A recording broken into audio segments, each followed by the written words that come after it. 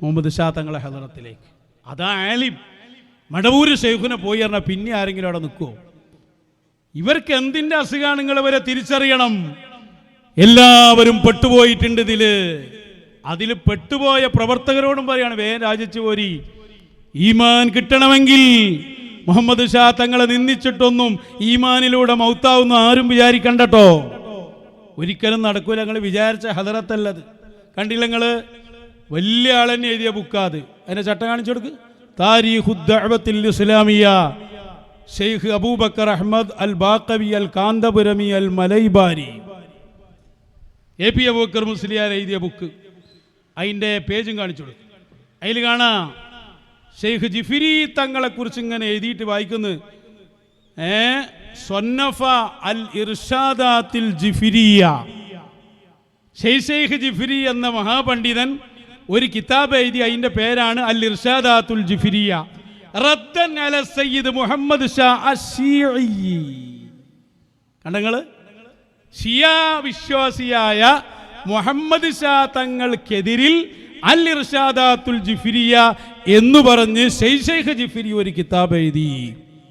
അശ്ശീഇ അൽ കുന്തോത്തി സ്വാഹിബി ത്വരീഖത്തിൽ മുൻഹരിഫ. പഴച്ച ത്വരീഖത്തിന്റെ ആളായ ആരായതിന്? അബൂബക്കർ മുസ്ലിയാർ കാന്തപുരം. ഇതൊക്കെ മൂപ്പര അധപ്പതനത്തിന്റെ നമ്പർ 1 തെളിവാ. കൻസുൽ ബറാഹിയിലുണ്ട് ഇതല്ലേ ഇതിന് മൂപ്പര്. പിന്നെ അൽ ഇർഷാദാത്തുൽ ജിഫിരിയയിൽ ഷെയ്ഖ് ജിഫിരി പറഞ്ഞു. അൽ ഇർഷാദാത്തുൽ ജിഫിരിയയിലെ ചർച്ച എന്താന്ന് പോലും മെയിൻ സെക്രട്ടറിക്ക് തന്നെ പിടുത്തം കിട്ടിയിട്ടില്ലേ?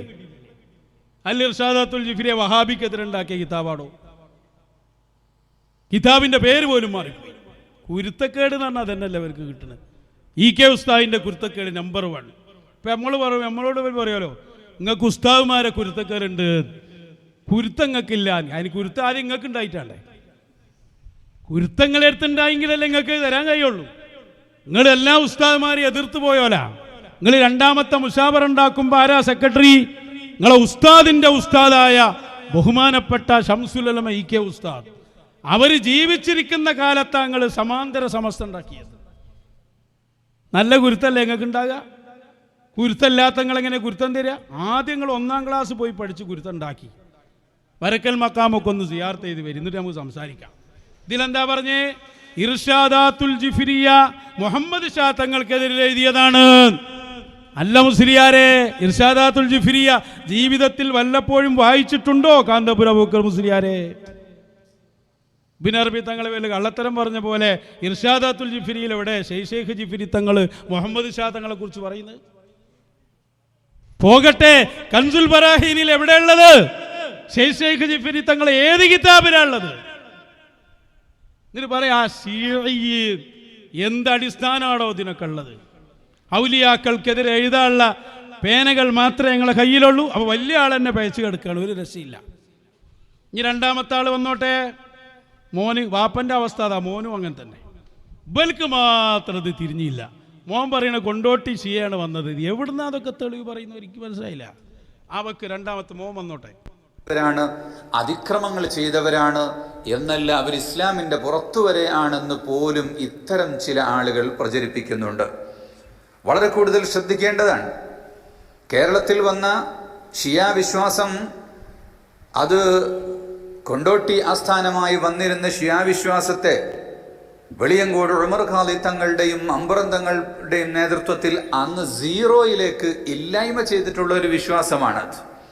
എന്നാൽ ഇന്ന് ചില കക്ഷികൾ ചില രാജ്യങ്ങളുടെ പിന്തുണ പിൻപറ്റിക്കൊണ്ട് അത്തരം പ്രചാരണങ്ങളുമായി നമ്മുടെ നാടുകളിൽ ചുറ്റിക്കറങ്ങുന്നുണ്ട്.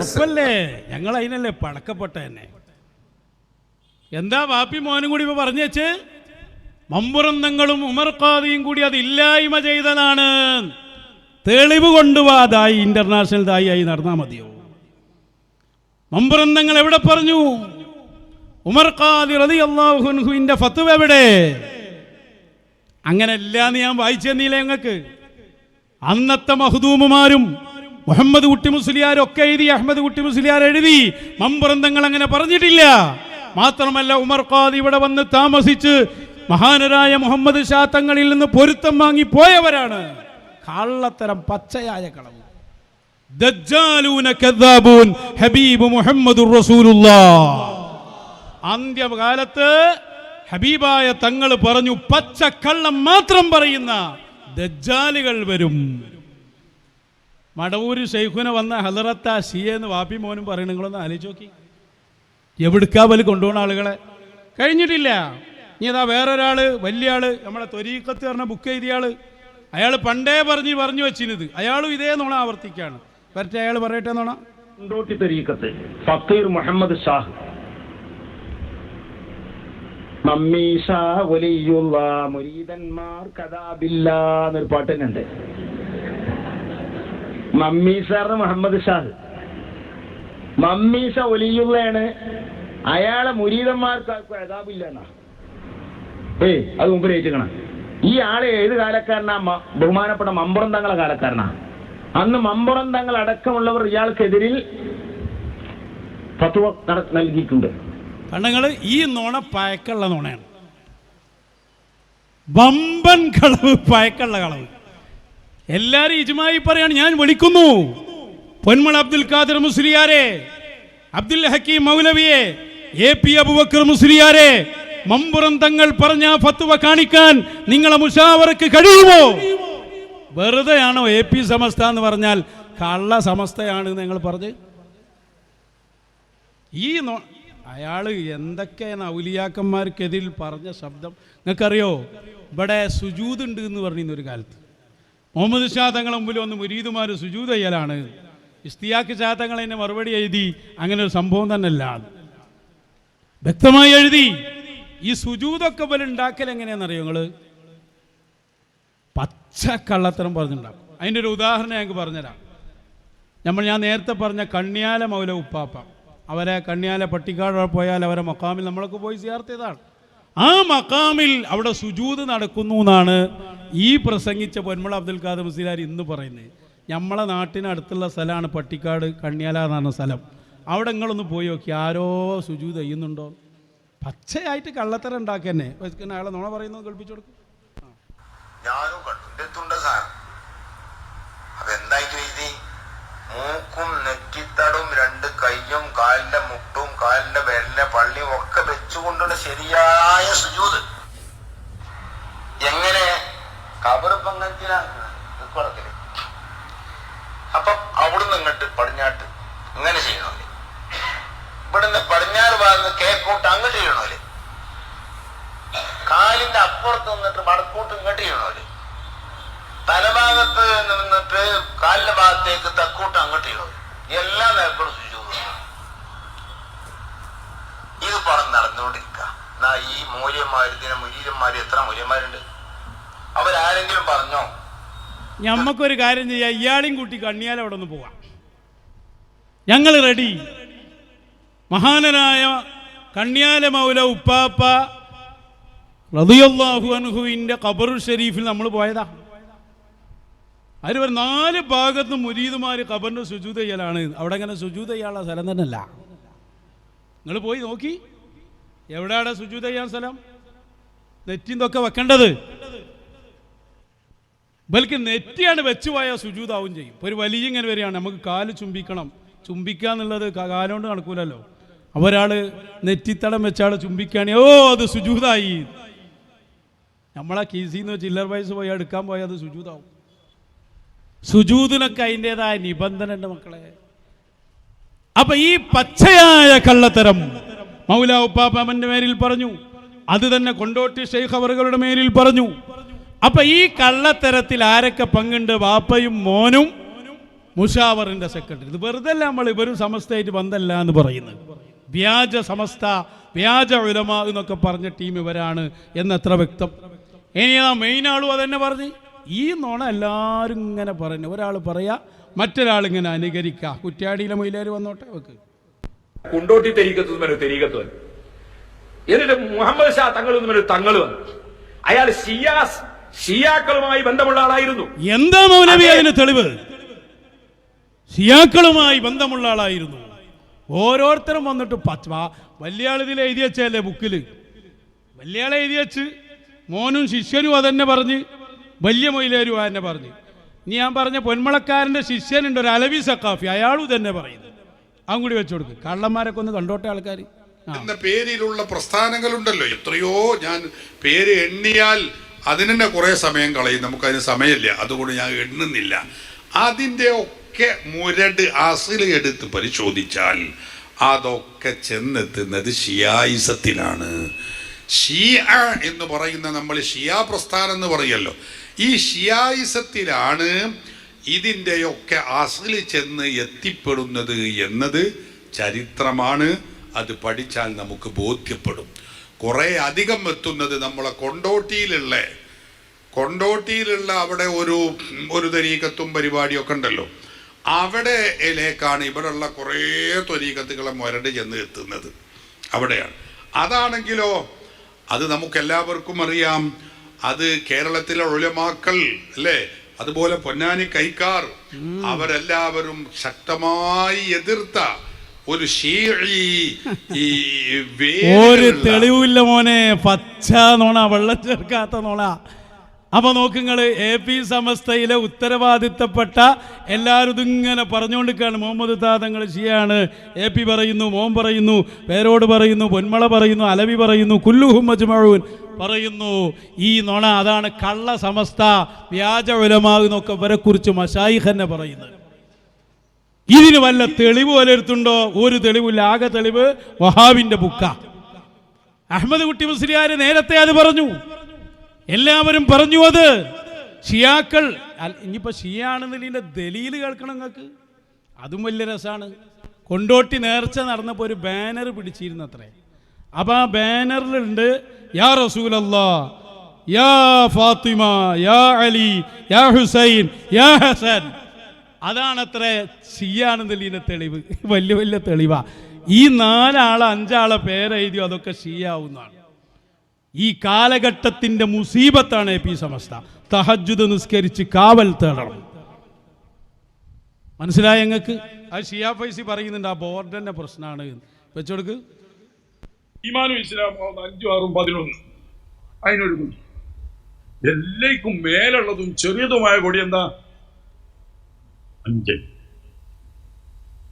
യാ മുഹമ്മദ്, യാ അലി, യാ ഫാത്തിമ, യാ ഹസൻ, യാ ഹുസൈൻ. നിങ്ങൾ കണ്ടില്ലേ ഇവിടെ പ്രകടനത്തിൽ വെട്ടിവരവിൽ കൊടിയല്ല, കൊടിന്റെ പുറമെ ബാനർ പിടിച്ചു.